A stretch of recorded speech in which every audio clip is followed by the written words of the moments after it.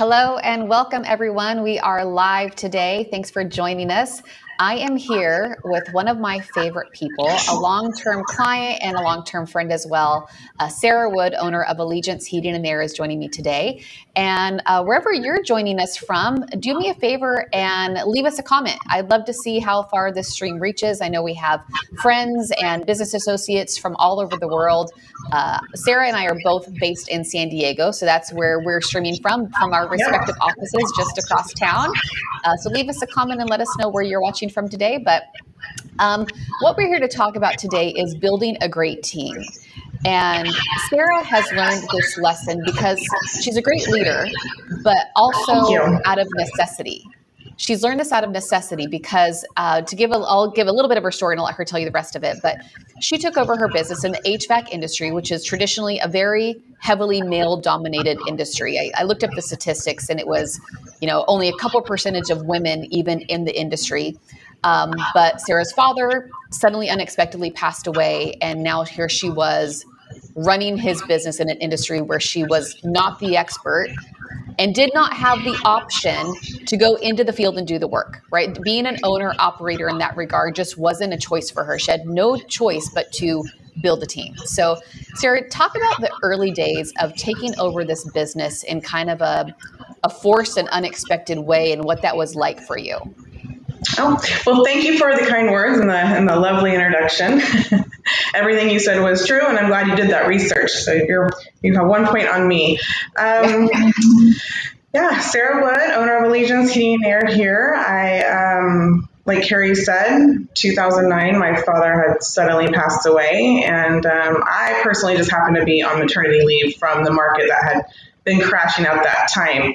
I was in escrow. You buy or refinance a house, you go through escrow, and I happened to be on maternity leave. And again, like I said, the market had crashed, so I just decided to jump on in there and try to take over my father's business. He did leave behind a couple of really good clients that my brother and I at the time decided to capitalize on.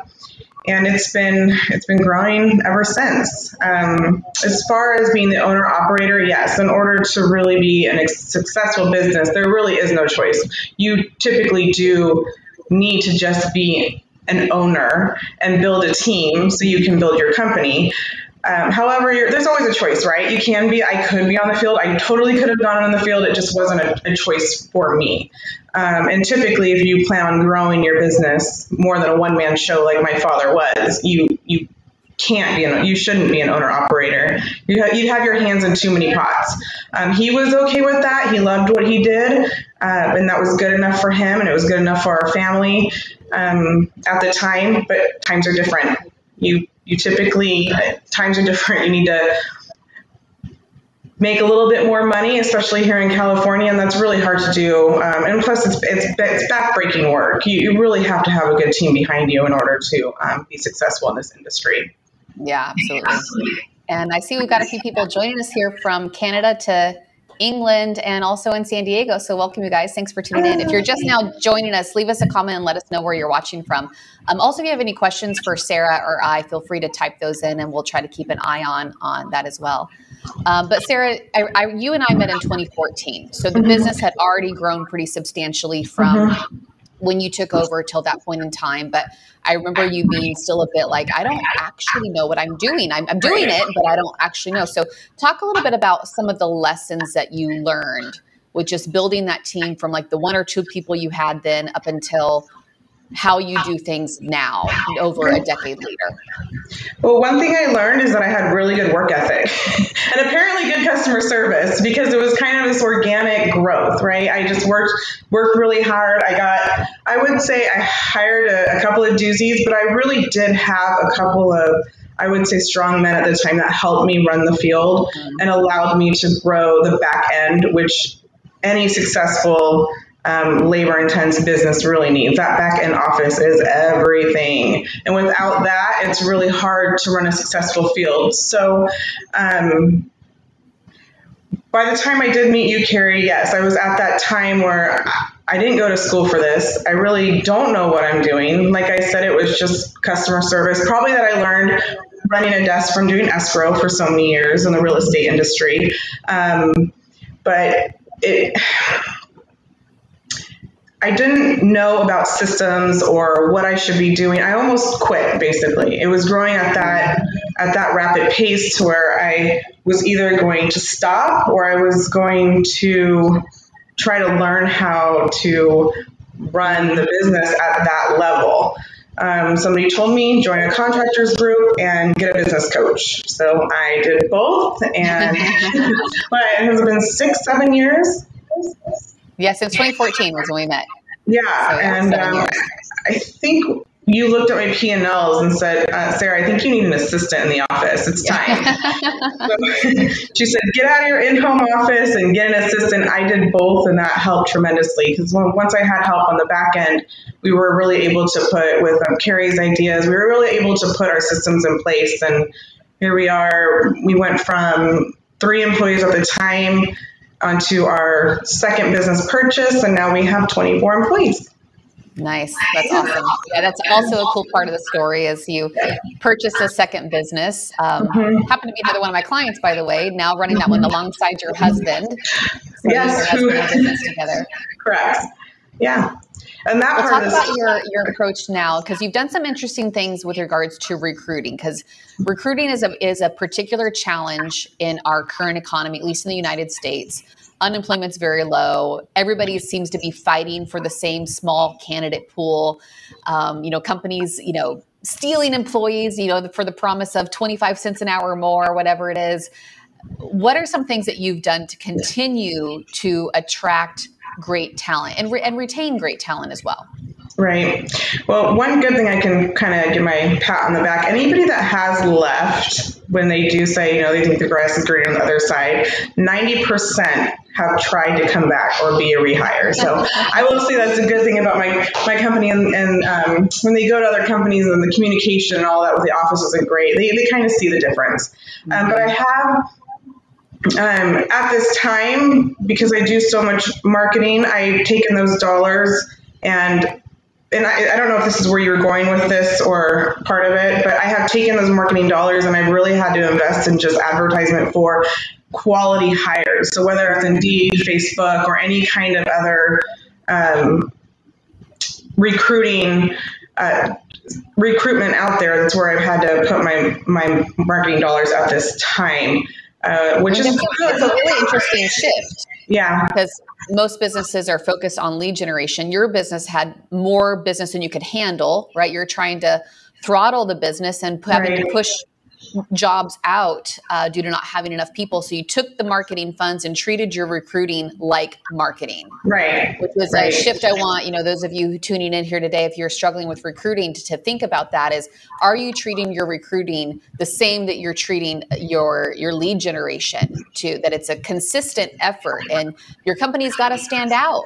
People have a choice with where they can go work these days. And, so you've done some things like that to make your company stand out. You also don't stop. So talk a little bit about that.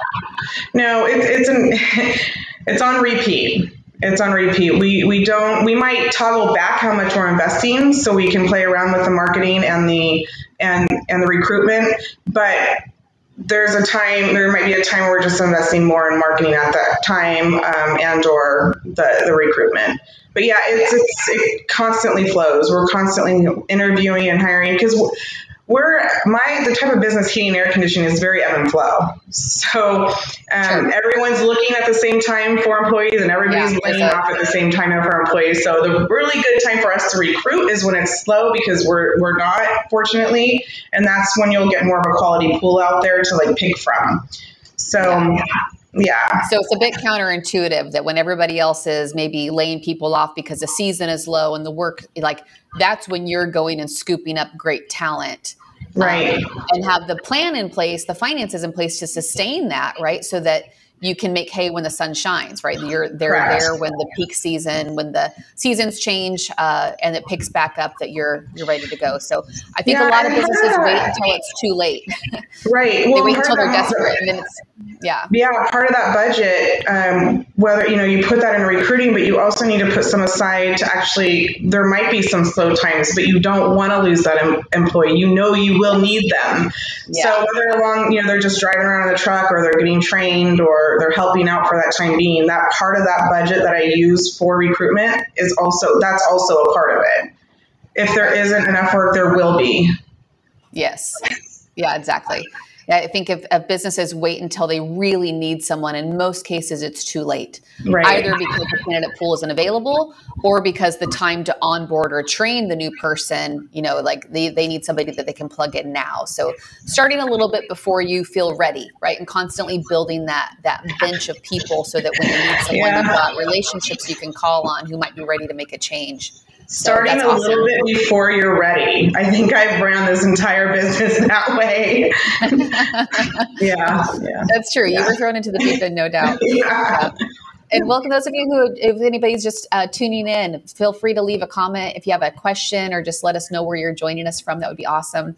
But Sarah, any final thoughts from you on what businesses should be doing right now that's maybe different from what they were doing a year or two ago to attract or retain a really great team? What advice would you give to other businesses? Well, our company culture borders the line of that old school work ethic, that my dad had, gets down the grit, the grind, hitting the pavement, knocking on doors, along with that new style of communication.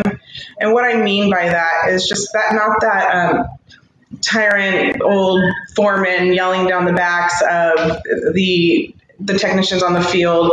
The communication between the office and the field is everything. And that is where a lot of my focus and my systems have.